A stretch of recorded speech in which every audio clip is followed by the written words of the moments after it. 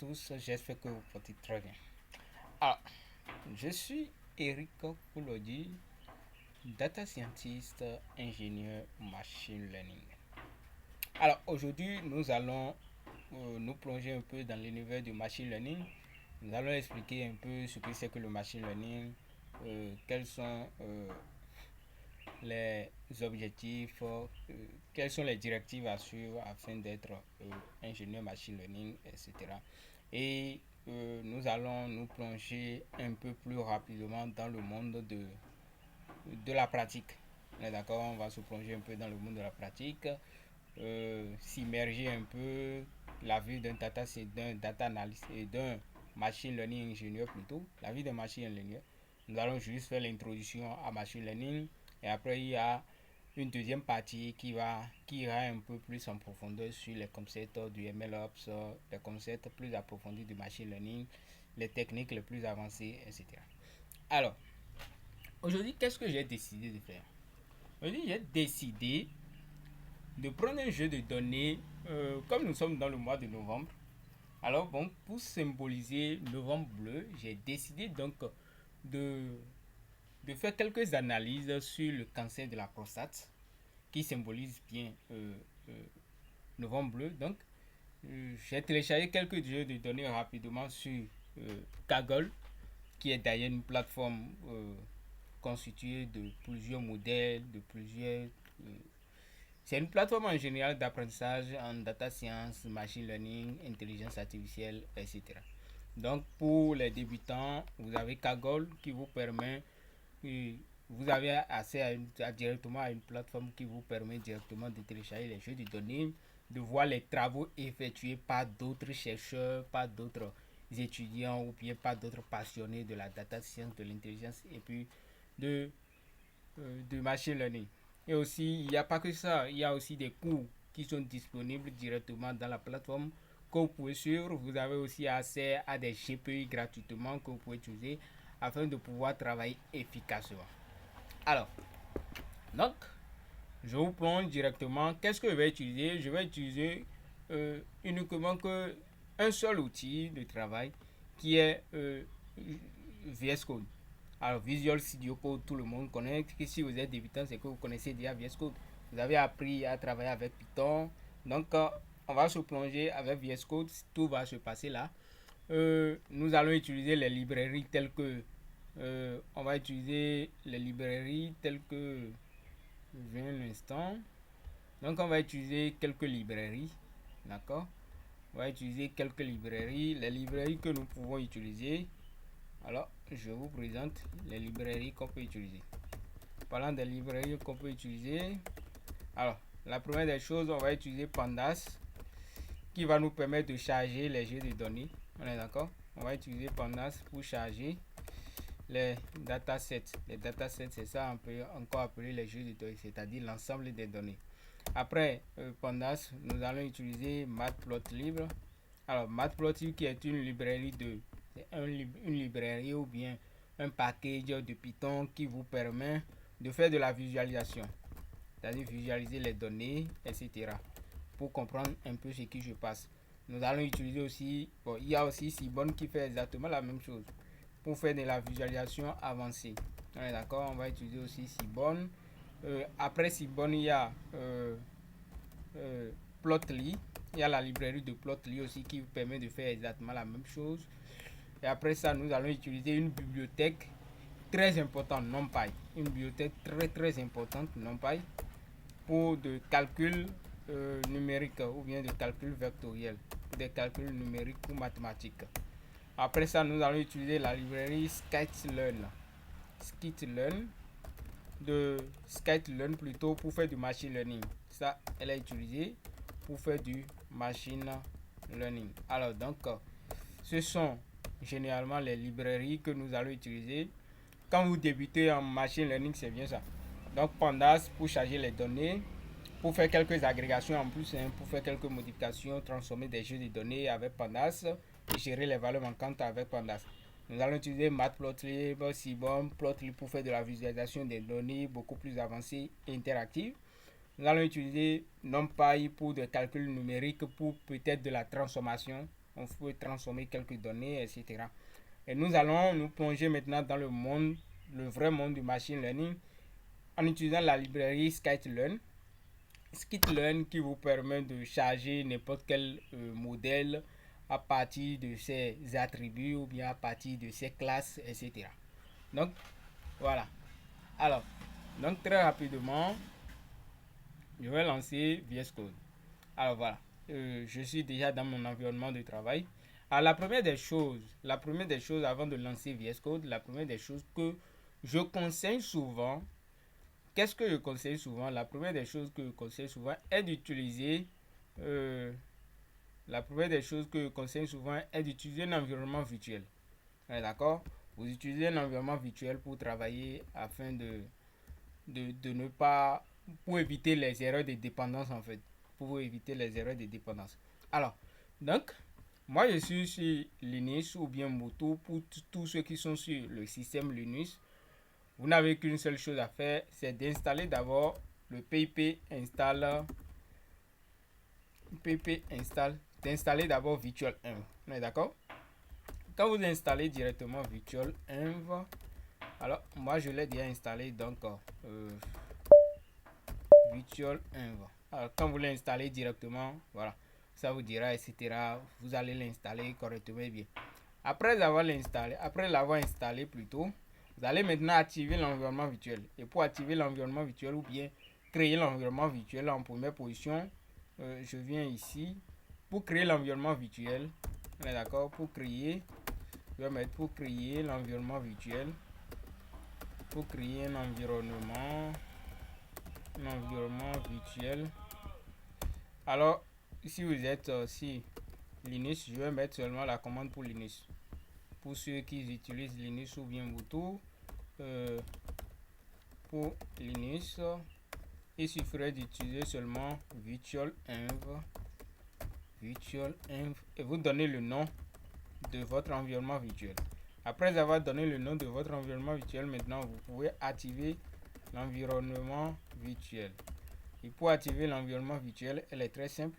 Source, vous êtes dans votre dossier, d'accord, source env ou bien non env /bin /activate. On est d'accord? Et quand vous faites ça, vous allez voir directement le nom env qui va apparaître dans votre terminal là.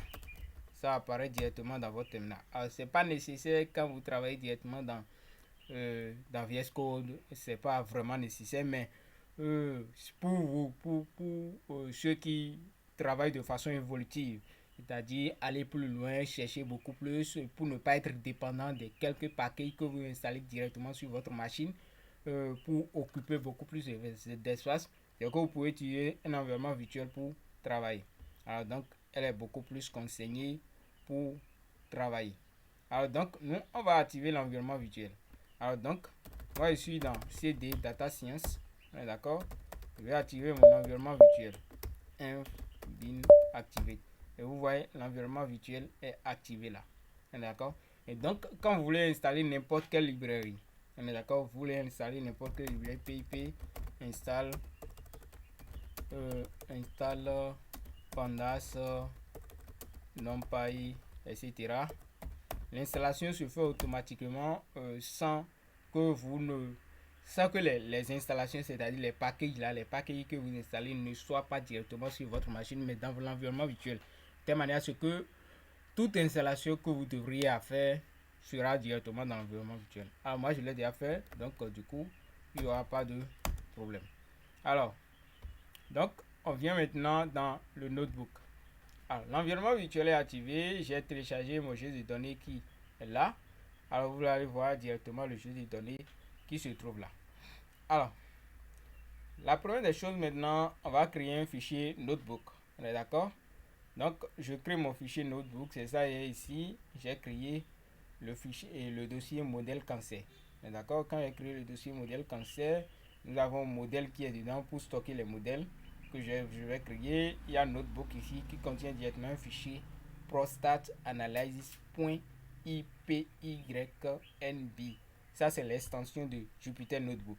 On est d'accord. Alors, donc, je lance. je vais directement activer mon environnement virtuel ici parce que c'est le noyau de Python que je suis en train d'utiliser, le kernel de Python que j'utilise pour pouvoir travailler. Donc, le moteur en fait c'est Python.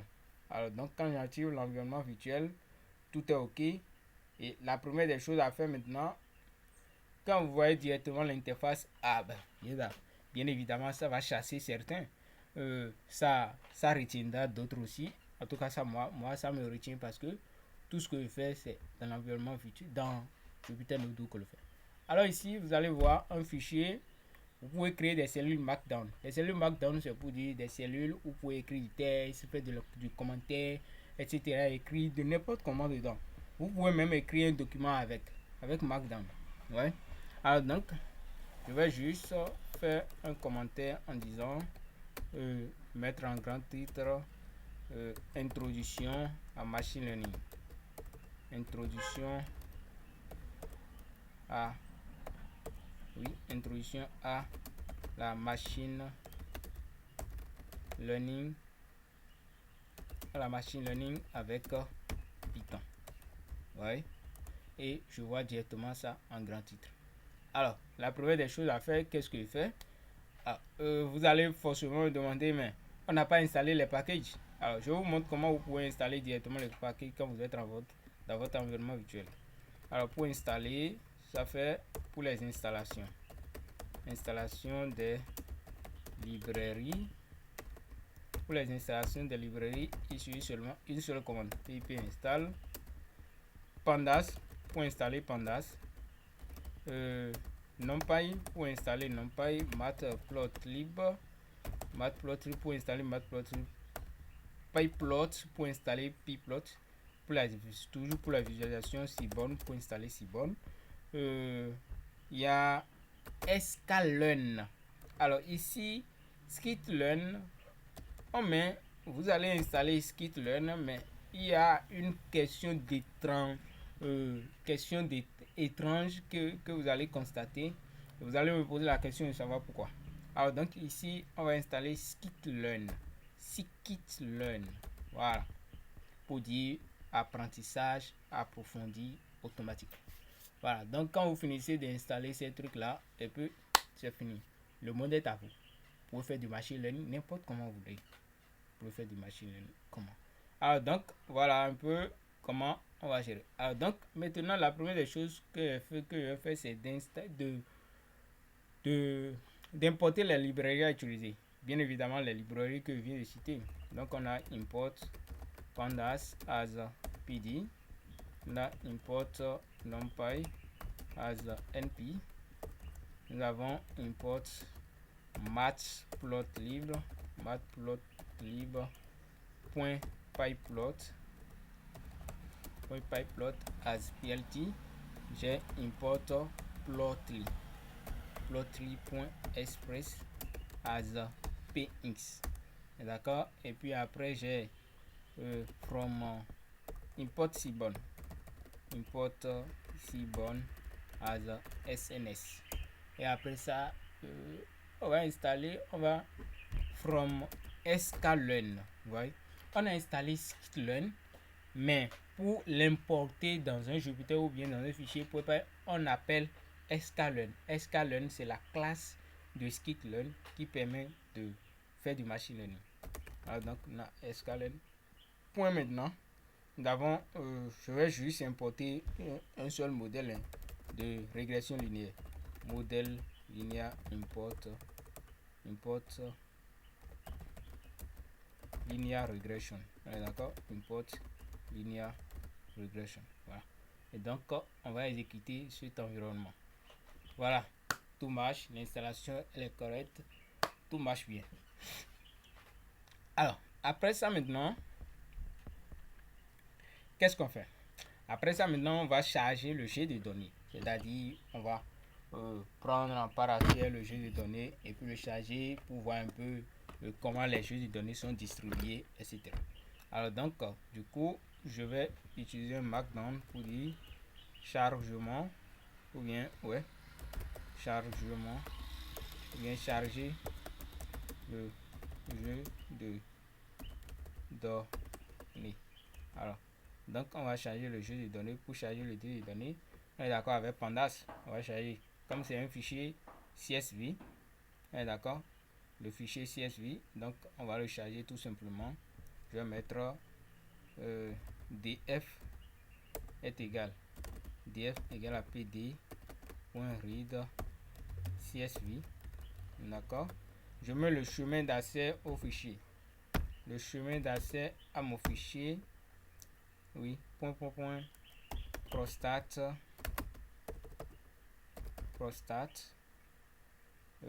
cancer prediction.csv. Voilà. Le jeu de données est chargé. Je vais maintenant afficher les premières lignes du data frame.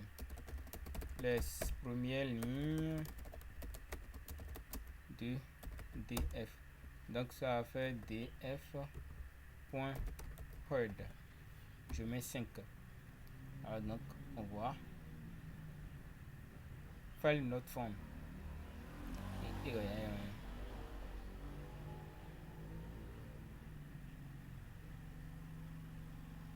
Ok. Alors donc du coup on copie le chemin d'accès, on vient ici, on met tout simplement le chemin d'accès au fichier. Voilà, on l'exécute, tout marche correctement. Ouais. Parfait. Alors donc le chargement de jeu de données est fait et on voit clairement ce qui se passe. Alors donc quand vous travaillez en machine learning, votre objectif premier, bon c'est vrai, la plupart de ceux qui font de machine learning ou bien des débutants qui entendent parler de machine learning, c'est l'objectif c'est de développer des modèles d'intelligence artificielle, c'est de développer des modèles. Alors, donc ça ne sert à rien. Une chose que vous devez savoir à partir d'aujourd'hui quand vous entrez dans le monde de la data science ou bien de machine learning, une chose que vous devez savoir c'est que ça ne sert à rien de développer un modèle qui ne servira à rien. Alors j'ai dit bien, ça ne sert à rien de développer un modèle qui ne servira à rien. C'est-à-dire un modèle qui n'est pas économique, un modèle qui n'apportera pas quelque chose en retour. Alors bien évidemment, si c'est pour votre travail ou bien c'est pour votre apprentissage, on est d'accord que c'est... Mais vous êtes amené peut-être à présenter ce projet-là que vous avez développé, un modèle. Vous pouvez être amené à développer ce genre de projet-là. Mais voilà que vous avez créé seulement un modèle et puis voilà, que vous êtes tout content, vous avez trouvé un modèle 100% et vous êtes tout content de ça. Voilà, vous croyez que vous avez travaillé, vous avez fait un super travail, alors que ce que vous avez fait ne fait même pas le tiers de ce que dans la vie d'un machine learning ou bien ingénieur ou bien d'un data scientist. Donc la première des choses, quand vous travaillez en machine learning, c'est de faire l'analyse exploratoire des données. Vous faites d'abord l'analyse exploratoire des données. Ça, c'est la première des choses. Et dans l'analyse exploratoire des données, c'est que vous devez vérifier les types de données que vous avez, la dimension des données, les colonnes que vous avez, quoi d'autre, les valeurs manquantes. On est d'accord? Faites de l'analyse descriptive. Vous devez faire de l'analyse descriptive et c'est là qu'interviennent les statistiques. Alors, donc, faire du machine learning revient à comprendre ce que c'est que les statistiques. Quand vous ne connaissez pas ce que c'est que la médiane, la moyenne, l'interquartile, le quartile, quoi d'autre, la somme, les quartiles, etc. Quand vous ne connaissez pas, vous ne savez pas ce que c'est. Alors c'est... je ne vais pas dire que c'est impossible, mais il va falloir que vous reveniez en arrière. Vous cherchez des documents, des livres, des bouquins ou bien des e-books sur les statistiques. Comment utiliser de la statistique ou bien de la statistique appliquée au machine learning afin de pouvoir faire efficacement. Donc, l'analyse descriptive mérite que vous connaissiez des choses en statistique. Après cela, nous avons maintenant, vous allez forcément établir des relations entre les variables. C'est là maintenant vous allez beaucoup plus en profondeur quand vous parlez de l'analyse exploratoire avancée. L'analyse exploratoire avancée qui va comprendre, qui va prendre en compte maintenant, vous allez faire du traitement des valeurs manquantes. On est d'accord? Vous faites du traitement des valeurs manquantes. Vous essayez de, est-ce que vous devez remplacer les valeurs manquantes dans votre jeu de données par la médiane. Vous devez savoir pourquoi remplacer par la médiane. Vous devez savoir pourquoi vous devez remplacer par la moyenne. Vous devez savoir pourquoi vous devez remplacer ça par les quartiles ou bien l'interquartile ou bien le troisième quartile ou bien le premier quartile. Tout ça, ce sont des trucs importants que vous devez savoir d'abord. Bien après ça, il y a une deuxième étape très importante qui est la gestion des valeurs aberrantes, c'est-à-dire des valeurs extrêmes. Alors, les valeurs extrêmes, qu'est-ce que ça veut dire? Je prends par exemple, dans la nature humaine, on est d'accord que une personne humaine, on est d'accord, une personne humaine, que ce soit un homme ou bien une femme, la taille d'un individu en question de cette personne ne doit pas dépasser 2 mètres. Alors, ça c'est ce que nous savons dans la vie réelle. Il ne doit pas dépasser 2 mètres. Mais imaginez par exemple, dans la taille, vous avez un jeu de données, et dans la taille, vous voyez un individu de 3 mètres. On est d'accord? Un individu de 3 mètres ou bien de 3,5 mètres ou bien 3 mètres quelque chose, centimètres, etc. Donc, une question se pose. Pourquoi cet individu en réalité a de taille 3 mètres alors que la taille normale ou bien la taille maximale c'est 2 mètres? Donc ça, on peut dire directement là que c'est une valeur extrême, c'est-à-dire une valeur aberrante, une valeur qui dépasse les normes. Une valeur aberrante, c'est une valeur qui dépasse les normes. Alors, un autre exemple très simple, je prends par exemple un jeu de données qui est constitué de quoi je vais dire. Alors, vous essayez de travailler sur un jeu de données, par exemple, du diabète. On est d'accord? On dit que le BMI, l'IBM, c'est-à-dire l'indice de masse corporelle d'un individu en général, défini par les médecins, c'est de 5,07. On est d'accord? Mais quand vous fouillez dans votre jeu de données, vous voyez que déjà la moyenne dépasse 5,07. La moyenne dépasse 5,07. Ou bien vous essayez de déterminer la médiane et vous voyez que la médiane dépasse 5,07. Ou bien dans le jeu de données même, vous avez par exemple 10,7 ou bien 10,8, 10,9 ou bien 20, donc une question se pose. Pourquoi 10,8 au lieu normalement d'être en dessous de 5,07? Alors tout ça, ce sont des valeurs aberrantes que vous devez gérer. Parce que tout ce qui se passe dans les jeux de données influence les résultats que vous obtenez à la fin, influence le modèle que vous développez.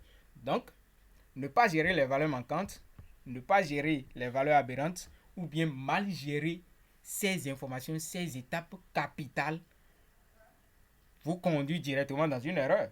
On est d'accord? Donc, d'abord, votre modèle, vous allez dire que, bah voilà, que votre modèle a un score ou bien a une pertinence de 95%, alors qu'en réalité, quand vous gérez tout ça, vous exécutez exactement les mêmes étapes, c'est-à-dire vous suivez exactement la norme, vous devez voir environ 80-86%. Donc ça veut dire que votre modèle que vous avez développé court un grand risque quand vous allez le déployer dans une industrie ou bien dans une entreprise qui nécessite ce modèle en question, ou bien dans le domaine de la médecine. Vous voyez? Donc, imaginez par exemple, je prends l'exemple dans notre cas du cancer de la prostate, on essaie de prédire le cancer de la prostate. Est-ce qu'un individu avec ses antécédents médicaux, et oui, antécédents médicaux, avec ses antécédents médicaux par exemple, est-ce que cet individu va souffrir du cancer de la prostate? D'accord?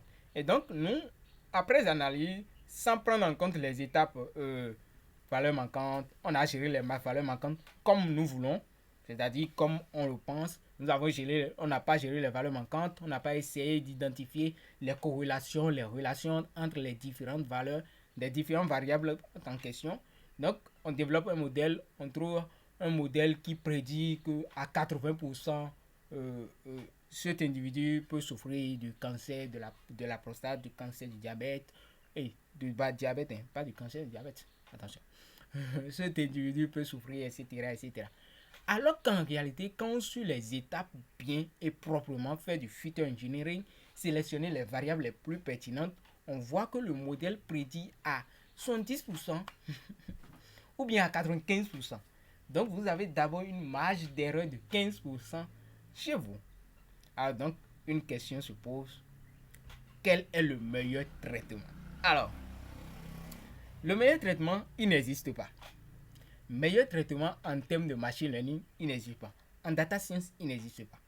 Quand vous êtes un data scientist qui ne maîtrise pas votre domaine, c'est-à-dire le domaine dans lequel vous travaillez, vous ne maîtrisez pas. Alors, moi, par exemple, je travaille dans le domaine de l'industrie, je travaille dans le domaine de l'automobile, je travaille dans le domaine des trucs là, des systèmes interconnectés, mais je ne travaille pas forcément dans le domaine de la médecine. On est d'accord? Dans le domaine de l'imagerie médicale, je ne travaille pas. Mais je suis en face de ces jeux de données. La première des choses, après avoir analysé les données, c'est d'abord de consulter un expert dans le domaine et lui poser des questions pour savoir alors comment je dois gérer ces genres de données. Ça, c'est la première question. C'est la compréhension du métier. Vous devez comprendre d'abord le métier. Alors, j'ai compris le métier. J'ai compris ce que je dois faire. Vous comprenez maintenant l'objectif de votre travail. Qu'est-ce que je dois faire? Qu'est-ce qu'on attend en retour? C'est-à-dire le résultat, qu'est-ce qu'on attend? Est-ce que c'est pour prédire, c'est pour diminuer le risque? Parce que prédire le cancer, c'est pour diminuer le risque de cancer de la prostate. C'est pour diminuer, éviter le cancer de la prostate à l'avenir. Donc, mon objectif, ou bien mon travail doit prendre en compte ces objectifs-là. Alors, si je ne maîtrise pas le domaine, c'est que je dois consulter des experts de ce domaine-là. Je dois lire, je dois consulter, je dois lire la documentation qui me parle de ce projet pour savoir est-ce que la documentation me permet de dire, si ou ça. Est-ce que les experts avec ça c'est normal, avec ça c'est normal. Vous voyez un peu. Donc tout ça, la compréhension métier est très important parce que ça influence sur le business, c'est-à-dire les résultats. Alors, vous développez votre modèle, vous faites votre travail, vous devez maintenant consulter un expert pour lui dire ah bah voilà, j'ai fini de développer. Est-ce qu'on peut faire d'abord des tests pour vérifier est-ce que ce modèle marche? Est-ce que ce modèle est économique? Est-ce que ce modèle est évolutif? Est-ce que ce modèle, il y a beaucoup de questions qui se posent. Beaucoup de questions que vous devez vous poser en tant que data scientist parce que votre objectif, ce n'est pas d'analyser seulement, faire des analyses qui insignificatives plutôt. Votre objectif, ce n'est pas de développer un modèle insignifiant qui ne va pas servir à quelque chose. On développe un modèle qui sait forcément quelque chose. Alors, bien évidemment, quand vous êtes en apprentissage, vous pouvez développer des milliers de modèles, c'est pas un problème. C'est pas un problème. Toujours est-il que vous sachiez ce que vous faites. Toujours est-il que vous arrivez à défendre votre projet devant quelqu'un ou bien devant une entreprise. Vous dites, ah, ce sont les raisons pour lesquelles j'ai choisi ci, ce sont les raisons pour lesquelles j'ai choisi ça. Voilà. Alors, c'était très important de le mentionner, de mentionner ces genre de trucs parce que, alors généralement, on se lance, je vois des débutants aujourd'hui qui se lancent en machine learning sans savoir concrètement que la machine learning commence d'abord au niveau des statistiques et des mathématiques. Bah voilà. Alors, donc ici, nous allons faire une analyse exploratoire de nos données. Ah, donc, je fais EDA. Quand je mets EDA, c'est pour dire analyse exploratoire de nos données. Exploratory. Ah bon, ne soyez pas découragés quand je mets les trucs en anglais. Exploratory data analysis. Analysis. Voilà.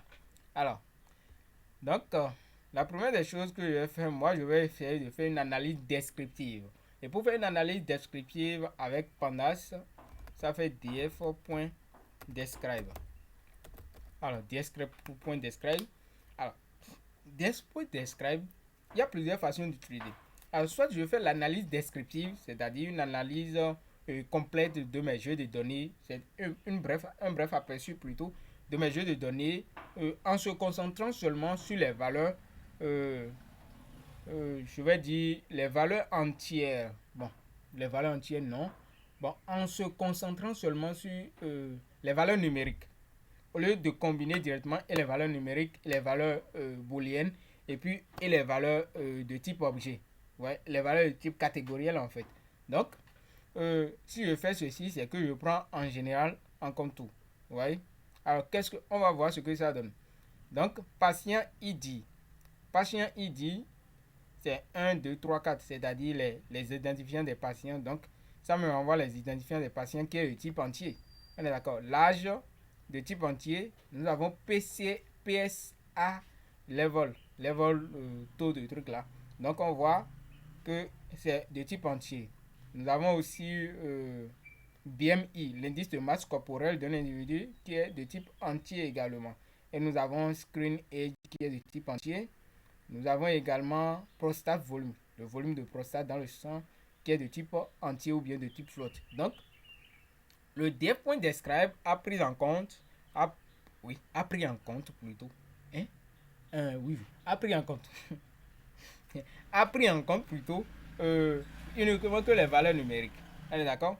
Alors ici, quand je mets df, quand je mets df.describe include, c'est-à-dire pour inclure les valeurs et les valeurs numériques et les valeurs de type objet, on est d'accord?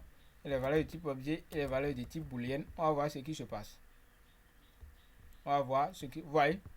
Donc, sur mes jeux de données, il a inclus seulement les valeurs de type objet, fait une analyse descriptive des valeurs de type objet, de type booléenne. Et qu'est-ce que vous devez voir? Sur les valeurs de type objet et booléenne, donc il y a une chose qu'on essaie de voir, de garder en tête, c'est que nous avons les valeurs uniques qu'on va trouver et les valeurs de type top maintenant, c'est-à-dire quelles sont les valeurs qui sont beaucoup plus fréquentes, oui, les valeurs qui sont beaucoup plus fréquentes dans le jeu de données. Et nous avons maintenant la fréquence, c'est-à-dire la fréquence, le nombre de fois le truc se répète, etc. Donc, vous allez voir. Alors donc, je reviens au niveau de Describe Analysis. Bon, je vais laisser ID patient qui n'est pas important. On est d'accord sur ce jeu. Cette variable n'est pas vraiment importante pour l'analyse. Donc, je prends l'âge. On peut voir directement que l'âge moyen des individus qui se trouvent dans mon jeu de données, l'âge moyen des individus souffrant de cancer de la prostate est de 64,45 ans. Donc, en moyenne, 64 ans ou bien 65 ans. Donc, en moyenne, 65 ans. Alors, le cas type, c'est de 14,40 ans, etc. Et l'âge minimum, c'est de 40 ans. Nous avons le premier quartile, c'est-à-dire le 1 quart des quartiles qui est 25%. C'est l'âge, en termes d'âge, c'est 52 ans. Nous avons la médiane qui est à 64 ans. Donc, la médiane rejoint un peu la moyenne. Et puis, nous avons le troisième quartile qui est 77 ans.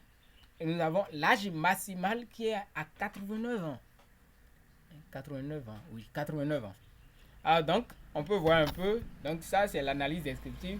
Au niveau de la masse corporelle, le BMI, on peut directement voir que la moyenne des individus souffrant avec un BMI est de... La moyenne BMI est de 26, 57, 51.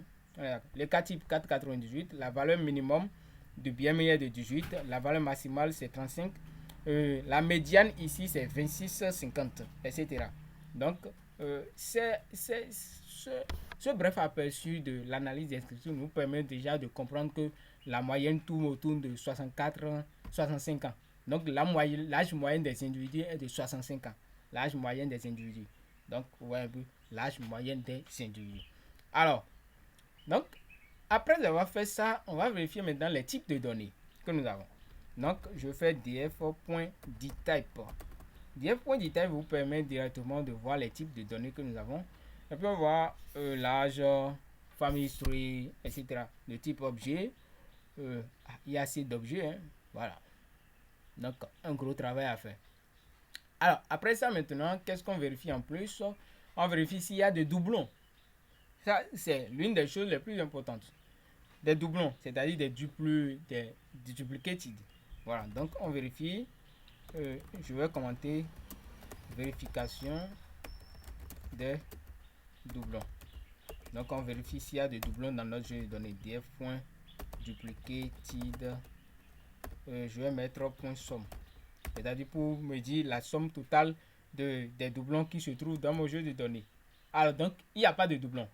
Vous allez voir np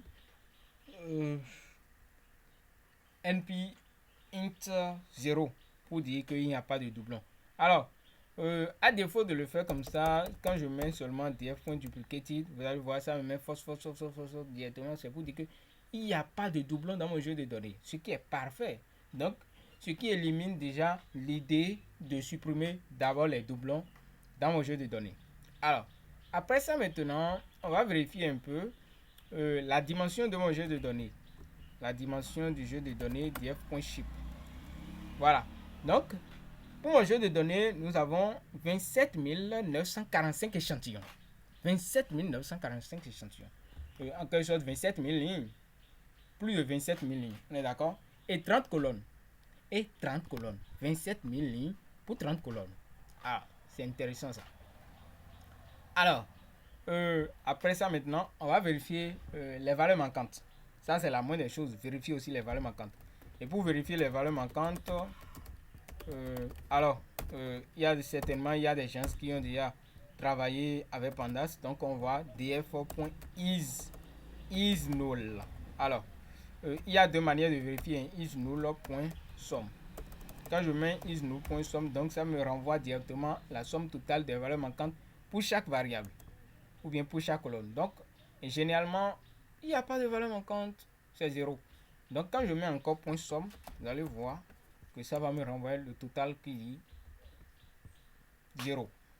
Alors, donc, un bref aperçu, c'est que pas de valeur manquante, pas de doublon. Nous avons plus de variables catégorielles plus que de variables numériques. On est d'accord? De variables numériques, quand je parle de variables numériques, c'est pour dire les entiers et puis les flottes, les non flottantes. Les variables de type catégoriel, c'est pour dire les objets et puis les valeurs de type booléenne et booléen plutôt. Voilà. Alors donc, une bref aperçu sur des jeux de données, c'est un peu ça. Maintenant, nous allons passer maintenant à une étape très importante.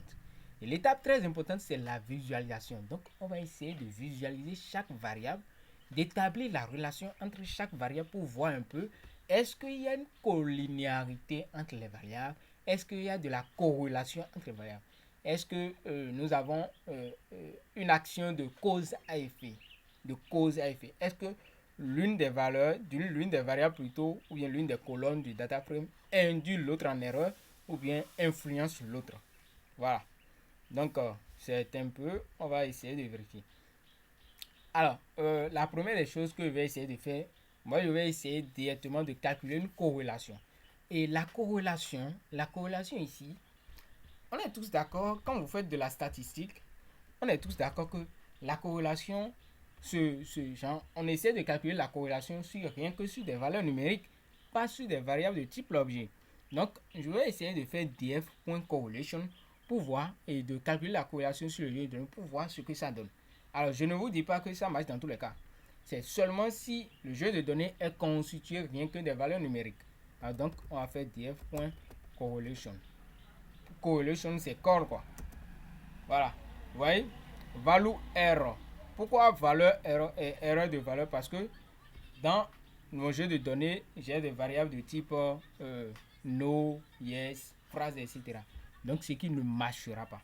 Alors, donc, il va falloir d'abord qu'on sélectionne les colonnes à variable numérique. C'est les colonnes de type numérique d'abord. Alors, et pour le faire, donc, sélectionner les colonnes de type numérique. On est d'accord? De type numérique. Et donc, moi, je vais mettre num colons. On est d'accord? Quand je mets num colons, ça veut dire, donc, je sélectionne df.select. Donc, pour sélectionner les colonnes de type numérique, maintenant, ça va être df.colon, df.select dtype, c'est-à-dire les variables de type, voilà, select dtypes. Voilà. On est d'accord? Maintenant, je vais exclure. Donc, je vais dire, j'exclus seulement les variables de type objet et de type boolean. Et donc, ça prend en compte seulement l'autre. Donc, exclude object, exclude object and bool. Oui, donc, je mets ça. Et bah voilà, tout marche bien. Maintenant, je peux facilement calculer mon jeu de données et calculer ma corrélation. Donc, quand je mets corrélation serait égal à df de num calls. On est d'accord? Df de num calls point correlation. C'est-à-dire, je prends le df, il extrait seulement les variables de type numérique et puis il m'affiche la corrélation. Et donc, je mets ici print correlation. Et puis, qu'est-ce qu'on voit? Boolean area expected for condition not int. Ok, bah voilà. Ok, je comprends déjà, je comprends, voilà, je comprends. Il fallait mettre point colonne, ce que je n'ai pas mis. Alors, qu'est-ce qu'on peut voir? Bon, bien évidemment, vous n'allez pas comprendre quelque chose ici pour le moment. Ou bien vous allez comprendre si vous explique. Alors voilà. Qu'est-ce que vous voyez? On va voir les variables de type numérique qui se trouvent. L'âge, PSA, BMI, tout cela. Et puis on peut voir directement que la relation entre patient-patient, la relation de corrélation est égale à 1. Bien évidemment. Entre l'âge et puis le patient, la relation de corrélation est très faible, moins 0,000. Alors, très très faible. Donc, on va essayer d'identifier un peu les relations. Alors, généralement, ce qu'on peut voir, c'est que il n'y a pas vraiment de relation, de corrélation entre les variables de type numérique. Il n'y a pas vraiment de corrélation. Il n'y a pas vraiment de corrélation entre ces variables. Il n'y a pas vraiment de corrélation. Donc, ce qui veut dire que quand bien même qu'on a les moins 0,043 qui est vraiment insignificatif. Bon, moi je trouve ça insignificatif. Très insignificatif. Parce que ça ne permettra pas de conclure quelque chose. Que juste que c'est qu'il n'y a pas de corrélation entre ces types de variables là. Entre l'âge et puis le screaming âge, il n'y a pas de corrélation. Entre PSA et puis PSA level et puis le prostate volume ou bien les autres variables, il n'y a aussi pas de corrélation. La limite de corrélation, on est d'accord, c'est entre moins 1 et 1. On est d'accord, c'est entre moins 1 et 1. Donc, ce qui veut dire que quand vous avez une relation, la relation de corrélation entre deux variables qui est estimée par exemple à 0, à partir de 0,40, vous devez considérer cette variable. Vous devez prendre en compte d'abord cette variable pour savoir que cette variable influence forcément quelque chose. Cette variable joue forcément un rôle dans ce jeu de données. Cette variable est plus importante dans ce jeu de données. Et quand vous avez à partir de 0,5 jusqu'à, c'est que cette variable est encore beaucoup plus importante. Et ça, c'est des corrélations positives. Quand vous prenez au niveau des corrélations négatives aussi, c'est la même chose. Jusqu'à moins 1, c'est qu'il y a une variation, c'est-à-dire une corrélation qui est exprimée de façon négative entre les types de variables que vous avez. Alors voilà. Donc voilà un peu au niveau de la corrélation ce qui se passe. Alors donc on va passer maintenant à la visualisation. C'est-à-dire la visualisation, c'est pour dire je vais passer à la visualisation, je vais changer ça. Non. Je vais changer visualisation des données. Alors, pour la visualisation des données, bien évidemment que je viens de le dire, on va utiliser Pandas, on va utiliser Matplotlib et puis Seaborn et Plotly pour pouvoir le faire. D'accord? Alors donc c'est ce qu'on va essayer de faire. Alors, on va voir entre les variables quelles sont les variables qu'on peut visualiser. On est d'accord? Quelles sont les variables qu'on peut visualiser? Alors d'abord, je vais prendre l'âge. On va essayer de visualiser l'âge. D'accord? Je vais prendre d'abord les variables numériques. L'âge, on va voir le PSA, le BMI, le screaming âge, le prostate volume. Donc je prends toutes ces variables, je vais essayer d'écrire une boucle for, c'est-à-dire ou bien une boucle d'abord qui parcourt ces différentes variables là et fait la visualisation. Alors, je vais faire des valeurs numériques. Alors donc, je vais mettre pour chaque colonne une num colonne, num colonne, deux points. Il affiche d'abord la colonne, print call. Après ça maintenant, qu'est-ce que je fais? Je vais essayer maintenant de visualiser. Donc on va essayer de maintenant visualiser. Je définis d'abord le cadre, pt.fig de fig size. Fig size c'est pour dire la taille de l'image entre 10 8, 10 en large, sur les abscisses et 8 sur les ordonnées. Après ça, maintenant, je vais mettre un plt.bar. D'accord, plt.bar de data qui est égal à df. Après ça, maintenant, alors, bar, c'est pour les variables de type objet, which qui essaie de calculer les sommes. Non. Donc, on va pas utiliser bar. Qu'est-ce qu'on va utiliser?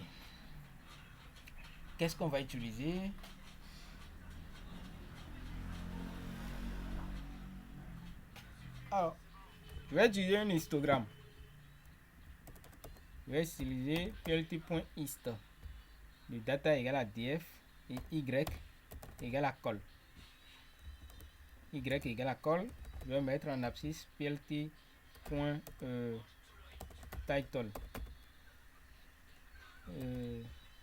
Distribution 2. Je mets col. Et je mets plt.show. Voilà. Donc, on applique.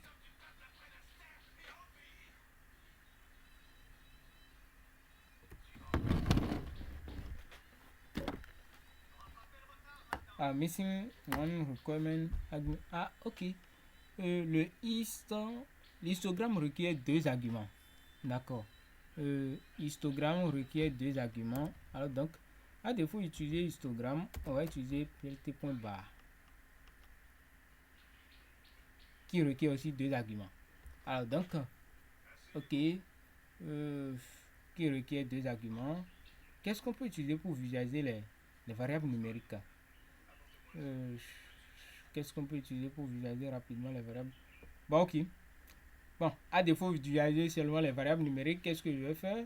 Je vais essayer d'établir juste une petite relation entre les colonnes et entre les différents types de variables. On est d'accord? Donc, je vais mettre ici plt.scatter, c'est-à-dire pour les nuages de points, afficher les nuages de points. D'accord? Alors, donc, je vais visualiser la relation entre l'âge et puis les autres variables. On est d'accord? Visualiser la relation entre l'âge et puis les autres variables. Donc, juste pour faire truc là. Voilà. Pour vous montrer. Donc, je vais mettre si la colonne est différente. D'accord? Si la colonne est différente de l'âge. Si la colonne est différente de l'âge, alors il passe maintenant. D'accord? Si la colonne est différente de l'âge, il va passer. Donc, je mets x égale à âge et puis le y est égal à col. Donc, il ne va pas tenir compte de la colonne.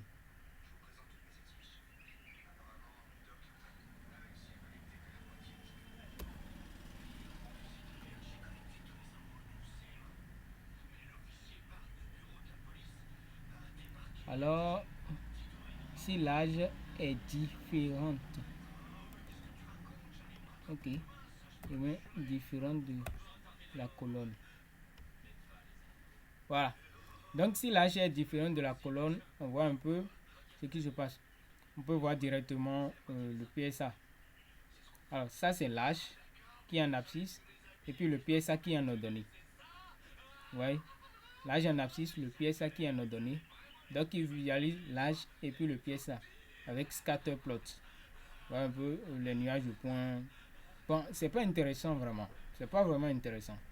On est d'accord? La visualisation entre ces variables n'est pas vraiment intéressant. N'est pas vraiment intéressant. C'est pas vraiment intéressant. Mais ce qui est sûr, c'est l'important, c'est de savoir quelles sont les visualisations que nous devons faire. Alors, donc, je vais attaquer maintenant les variables de type objet. D'accord? Je vais attaquer les variables de type objet. Et quand je vais attaquer les variables de type objet, maintenant, je vais essayer de faire je vais utiliser la même chose. Hein. Je vais essayer de faire un truc du genre. Qu'est-ce que je vais faire par exemple là?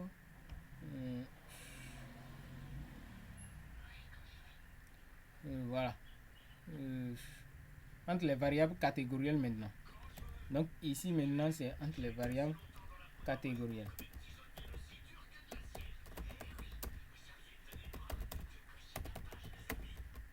Alors donc pour les variables catégorielles, on est d'accord que je vais mettre 4 col et puis je vais prendre df.select dtypes. On est d'accord, df.dtypes exclude. Donc je vais exclure maintenant les colonnes de type entier. On est d'accord, les colonnes de type entier int 64 et flotte de type 64 point colonnes. On est d'accord. Donc ici il n'y a pas de si. Ici il n'y a pas de si. Donc pour les colonnes de type 4 cols, on a ça. Donc on va pas afficher ça. Donc on va juste afficher le sn.counterplot. Je vais mettre le sns. Je vais utiliser l'autre là pour le faire. Counter, oui, sns.counterplot et puis le y égale à col. Donc voilà.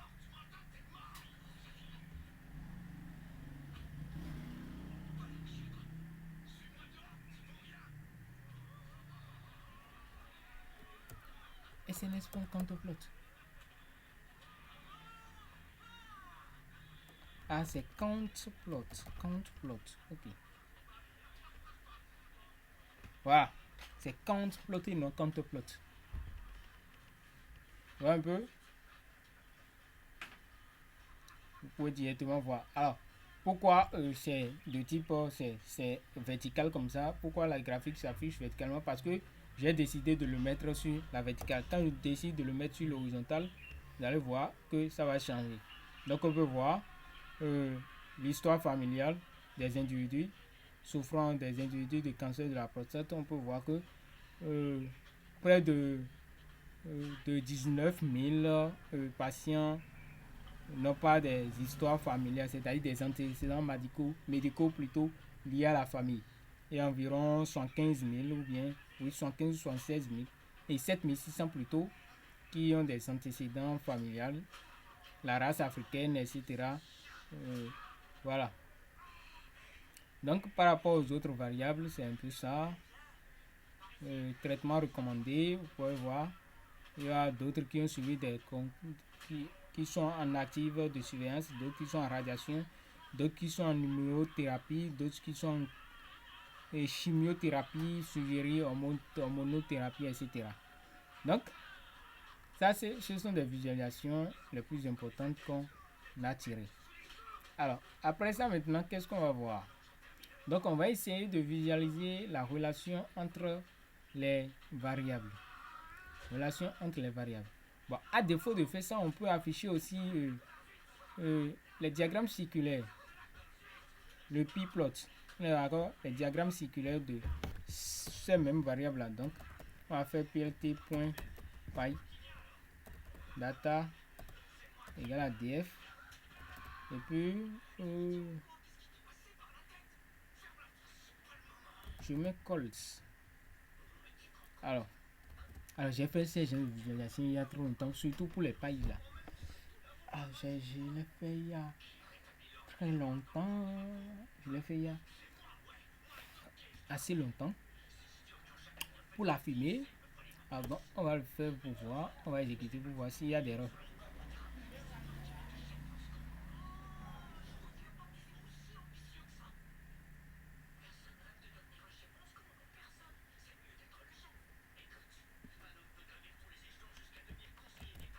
Bon, c'est pas grave.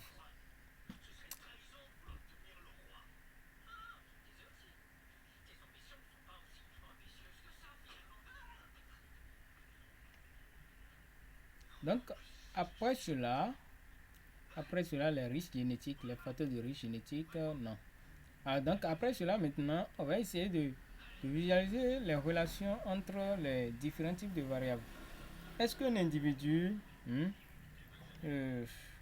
alors, donc, c'est à vous de voir quels sont les différents types de variables que vous pouvez essayer de visualiser. est-ce qu'un individu souffrant du diabète a un BMI plus élevé?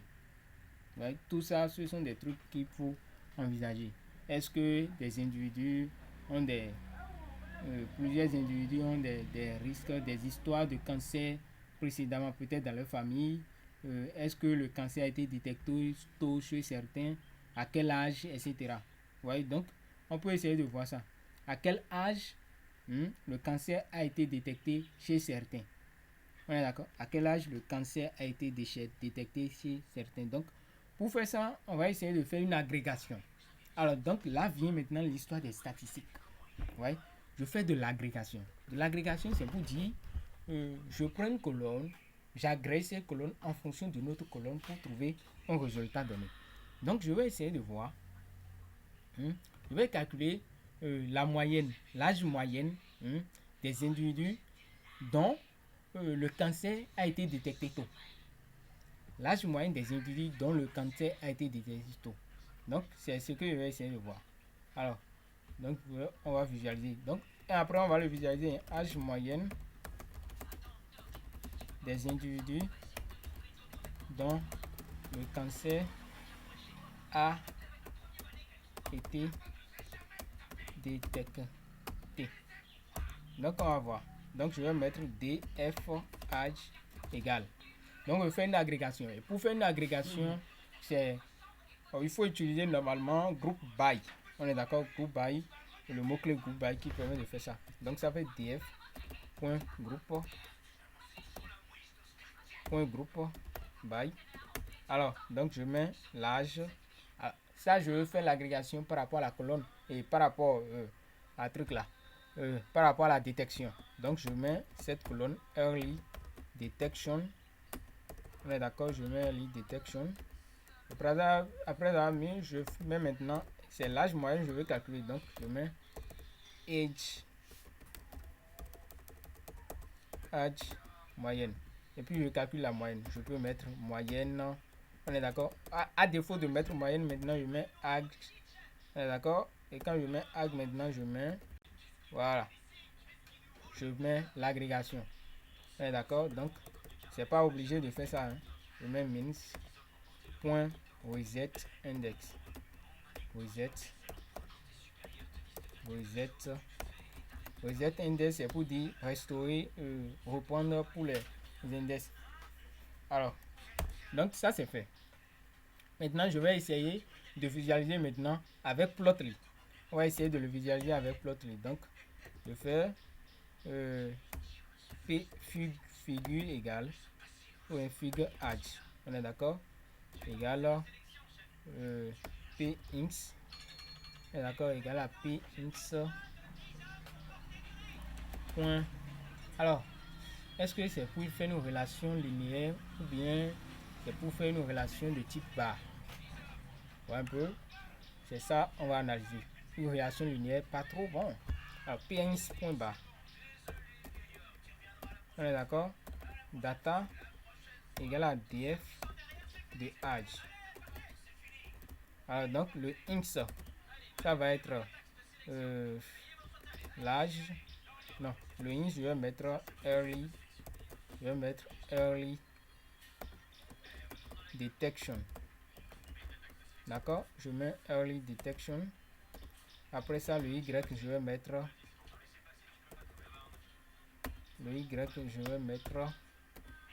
l'âge. Je vais mettre l'âge. Et donc, je mets fig age point show, tout simplement. Donc,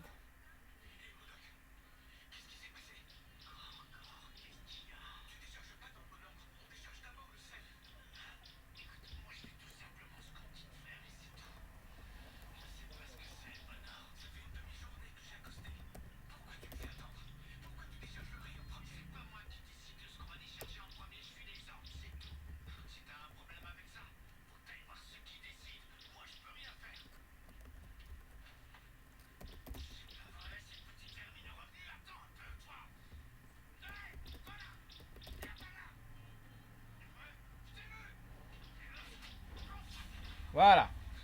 Vous voyez? Ah, donc, ça c'est une visualisation de l'âge moyenne des individus qui ont été détectés tôt du cancer de la prostate. Là, des individus ayant été détectés tôt sur le cancer de la prostate. Et puis on peut voir directement que ils sont au nombre de combien déjà. Pour ceux qui n'ont pas été détectés, ils sont environ, l'âge moyen c'est environ 64,70. Et pour les autres aussi, c'est la même 64,41, 42. Donc, à peu près la même chose. Un peu donc, ce sont les visualisations qu'on peut effectuer d'abord sur les jeux de données. Vous pouvez essayer aussi de visualiser. Est-ce que les individus qui ont un BMI élevé, hein, est-ce que les individus qui ont un BMI élevé sont souffrant du diabète? Qui ont un BMI élevé sont souffrant du diabète. C'est exactement la même chose. On calcule la somme totale. On peut essayer de calculer la somme totale ou bien euh, la somme moyenne et la moyenne ou bien la médiane, etc. Donc on fait toujours une agrégation par rapport à cela. On fait toujours une agrégation par rapport à cela. Je vais mettre ici diabète. On est d'accord? Je mets diabète et puis je mets ici IBM. C'est ça, hein? C'est IBM ou bien BMI? BMI. Ça c'est BMI. Donc BMI. Donc je calcule la somme. Je vais faire une agrégation sur la somme. D'accord?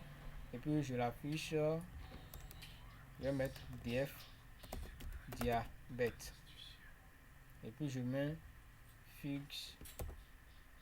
figure diabète. Quand je mets figure diabète, je viens ici, diabète,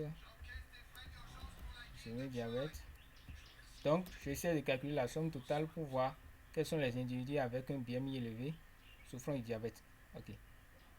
Diabète.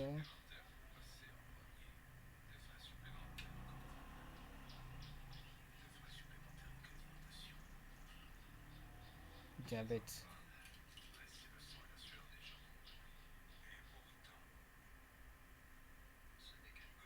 Ah, ok.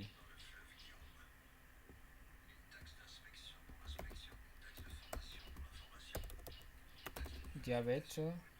Et ici, je vais mettre BMI. Et ben voilà. Donc, on peut constater que euh, les individus, qu'il y a environ euh,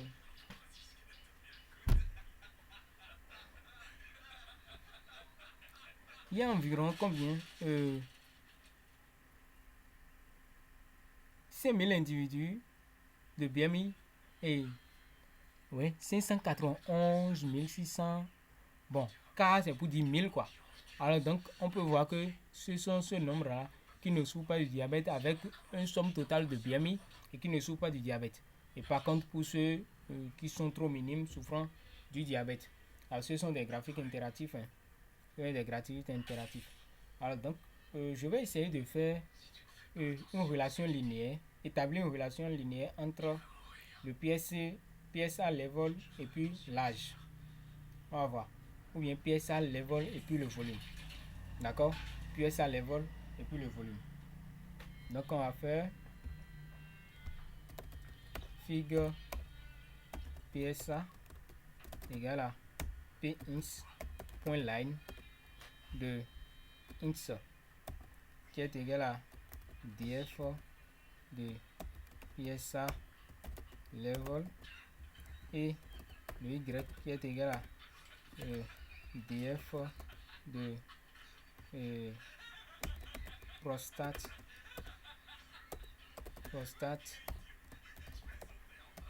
volume. D'accord? Est-ce que c'est prostate volume et PSA level? Voilà. Donc je peux ajouter directement quoi d'autre? Comment vous appelez déjà ça? Figure.les as. D'accord? Figure PSI.axis. Alors, c'est axis title. Hein? Axis title. Donc je vais mettre qui est ça, level. D'accord, on va mettre psa.show. Donc on va voir ce que ça met. As not attribué axis. Donc je vais mettre assise. Ouais. Ah ok, bon on s'en fout hein.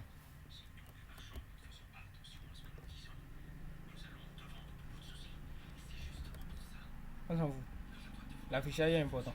Ah voilà, ok. Relation linéaire trop condensée. Bon bref, l'objectif c'était de vous montrer comment vous devez faire des visualisations, etc. C'est pas important ces visualisations là. Ouais, j'ai pas pris le temps de comprendre les données en fait. Voilà, pour savoir quelles sont les visualisations qu'on peut faire, etc. Et vous voilà. Alors, les premières étapes conçues avec succès. Pas de valeur manquante, pas de doublons, visualisation faite. On va passer maintenant à la deuxième étape qui consiste à établir des corrélations, c'est-à-dire on voit s'il y a des relations de corrélation entre les variables. Et pour faire des corrélations entre les variables,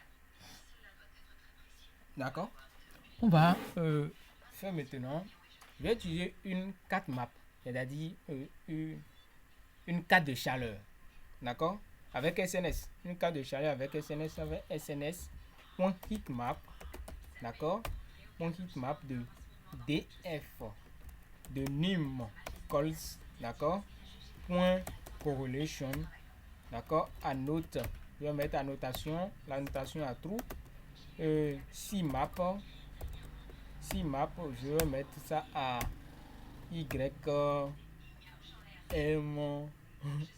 lgb. Bon, il y a un truc du genre, je vais pas mettre color map là. Bref. Et ben voilà, ça c'est une map. Donc ça vous permet directement de visualiser directement les relations de corrélation, ce qu'on avait fait en haut, relations de corrélation. Voilà un peu. Alors donc on peut voir directement ce qui se passe. Alors ce qui n'est pas très important. Donc ce qu'on peut déjà conclure jusqu'à ce niveau, c'est que nous n'avons pas de valeur manquante, nous n'avons pas de doublons, nous n'avons rien de tout ça. D'accord, les données sont, on va dire, totalement traitées déjà pour un développement de modèles plus efficace. Alors, donc on suppose. Alors, il n'y a pas de valeur manquante pour dire maintenant que on va essayer de faire truc. Alors, mais certes, je vais tester un truc très important qui est la détection de variables, des valeurs aberrantes. Alors, pour la détection de valeurs aberrantes, vous avez le choix. Pour la détection de valeurs aberrantes, vous avez tellement de choix. Et quels sont les choix que vous avez? D'abord, vous avez le Z-score. D'accord? Je vais noter ça. Je vais vous noter ça. Donc, je mets traitement de valeurs manquantes. Traitement de valeurs manquantes ou de doublons. D'accord. Après ça, maintenant, identification des valeurs. Identification des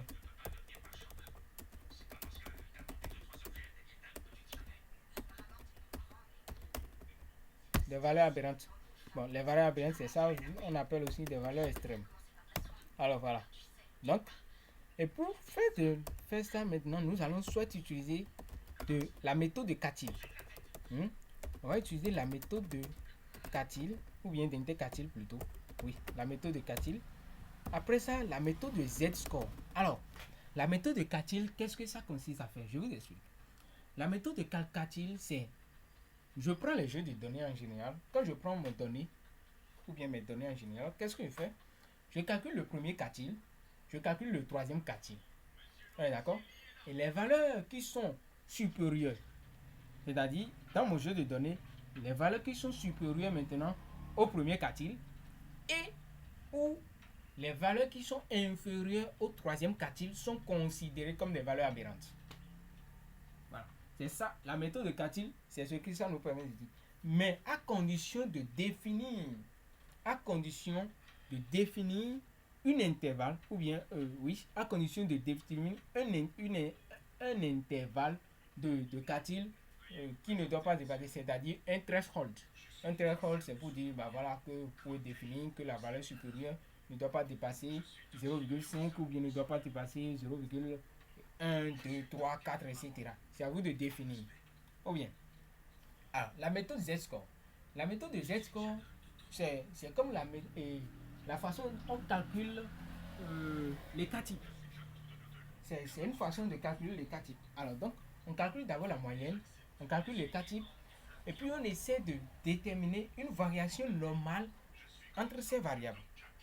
C'est-à-dire, essayer de faire une distribution normale de la moyenne. C'est une distribution gaussienne ou ouais, bon, une distribution gaussienne, un peu de tout ça. Donc, le Z-score, c'est une distribution gaussienne ou bien une distribution normale centrée réduite qui vous permet d'avoir un aperçu direct des jeux de données c'est-à-dire des données qui sont supérieures à la norme, c'est-à-dire des données qui sont normalement, qui sont en dessous de la norme considérée. D'accord, qui sont en dessous de la norme considérée. Donc, il y a plusieurs types d'algorithmes qui permettent aussi de détecter les valeurs aberrantes. Parmi tant d'autres, nous avons le HDBS scan. D'accord, HDBS scan qui vous permet, c'est un algorithme d'apprentissage non supervisé qui vous permet de définir une epsilon donnée et en fonction de cette epsilon maintenant identifier les valeurs aberrantes et pour vous pouvez visualiser directement sur avec un scatterplot pour voir les valeurs aberrantes, etc. Donc il suffit juste seulement de définir un intervalle ou bien une limite donnée et puis l'algorithme s'exécute. Après DBS scan, vous avez aussi DBS scan. D'accord. Après DBS scan, vous avez aussi local. Ce sont des algorithmes de machine learning. Local outlier. Vous voyez? Alors, après ça maintenant, nous avons un truc très important. Ce sont les p-values. Vous voyez? Quand vous travaillez souvent, quand vous voulez parler de la régression, je prends l'exemple de la régression linéaire. Vous devez développer un modèle de régression linéaire pour prédire le prix de l'appartement. D'accord, le prix d'un appartement, etc. Alors, donc, il y a des conditions à respecter pour que la régression linéaire, c'est-à-dire la technique de régression linéaire puisse vérifier. Vous devez vérifier d'abord l'homocédacité de ces données. On est d'accord? L'homocédacité, homocédaticité de ces données. Après l'homocédacité, maintenant, vous devez mettre des hypothèses. Deux hypothèses. Et la première hypothèse qui est l'hypothèse initiale H0, est-ce qu'il y a des relations entre les variables? Alors, quand la première hypothèse n'est pas vérifiée, vous rejetez et vous admettez la deuxième hypothèse.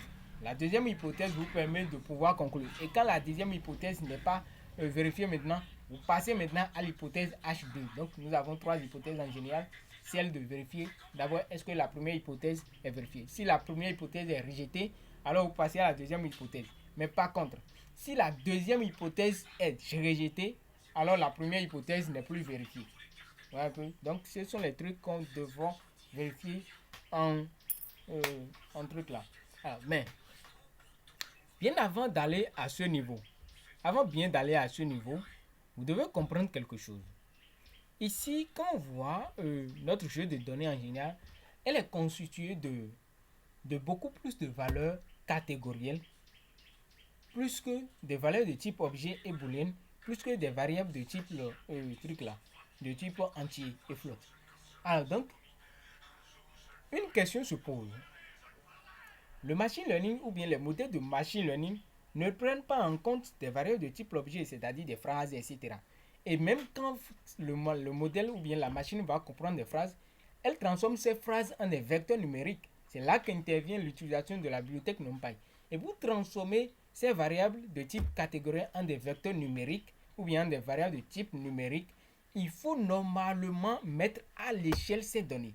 Et mettre à l'échelle ces données revient à transformer les variables de type objet en des variables de type entier ou bien de type flottante. Ça dépend de l'objectif que vous visez, parce que un modèle que vous développez, c'est d'abord un modèle très fast, très rapide et qui répond au fil du temps, c'est-à-dire à tout moment et qui est facile pour la maintenance. La maintenance, le monitoring. Vous voyez un peu? Donc, pour transformer ces variables, d'abord nous avons plus de 30 variables. On a assez de 30 variables. Donc, il y a plusieurs méthodes qui permettent de transformer les variables de type catégoriel, c'est-à-dire de normaliser les variables. On est d'accord? De labelliser. On est d'accord? De labelliser les données. Donc, il y a plusieurs types de variables. Alors, si vous avez des variables de type catégoriel, nous avons d'abord le one hot encoder. On est d'accord? Le one hot encoder, c'est-à-dire l'encodage à chaud. Le one hot encoder. Alors, le one hot encoder, qu'est-ce que ça permet de faire? Le one hot encoder, lui, il fait de l'encodage à chaud. L'encodage à chaud, c'est pour dire, quand j'ai une colonne constituée de yes et de no, qu'est-ce que lui fait? Il prend d'abord le yes, c'est-à-dire diabète avec yes, no. Il prend maintenant cette colonne et le divise en deux. Donc, il transforme. Peut-être il peut choisir de dire que, bah voilà, pour les yes, je mets rien que 0. Donc, il va mettre diabète no 0, 0, 0, 0. Rempli par des zéros. Donc, il a normalisé. Et mettre diabète yes maintenant, c'est-à-dire il prend la colonne, c'est-à-dire la variable en question, et puis il prend ses attributs maintenant, c'est-à-dire ses quantités, ses qualitatives, ses variables qualitatives maintenant, il les prend maintenant et les divise en deux, en 0 et 1. Parce que l'objectif, c'est de mettre les données à l'échelle de 0 et 1 pour que la machine puisse comprendre. Donc ça, c'est ce que One Hot Encoder peut. À défaut d'utiliser One Hot Encoder, vous pouvez utiliser Label Encoder. Label Encoder, qu'est-ce que lui fait? Alors, comme ce sont des variables de type ordinal, yes, no, anormal, normal, on peut utiliser le label encoder qui transforme seulement en 0, 1, 2, 3, etc. Vous voyez un peu? Ou bien, nous-mêmes, nous définissons, ou bien, je dis aussi technique personnelle. Quand je mets technique personnelle, c'est pour dire, bah, voilà, que c'est moi-même qui définis ma méthode de transformation de mes données. Je peux mapper les données pour dire anormal prend 0, normal prend 1, extrême prend 2, etc. Vous voyez un peu? Le yes prend 1, le no prend 0. Ou bien le yes prend 2, le no prend 1. Donc ça va définir de l'objectif que je veux atteindre. Ouais, ça va définir de l'objectif. Alors, après le label encoder et puis les techniques personnelles, vous avez ici le ordinal encoder. Le ordinal encoder, comme ça s'entend déjà, c'est pour dire je fais de l'encodage ordinal.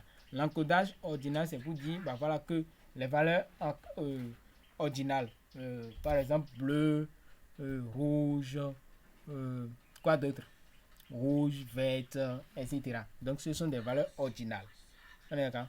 Alors, après ça maintenant, il y a le catégorie encoder. Ouais. Le catégorie encoder, si je ne me trompe pas. Le catégorie encoder aussi qui vous permet de faire exactement la même chose. Ouais, catégorie encoder. Hein. Il y a le ordinal, label encoder.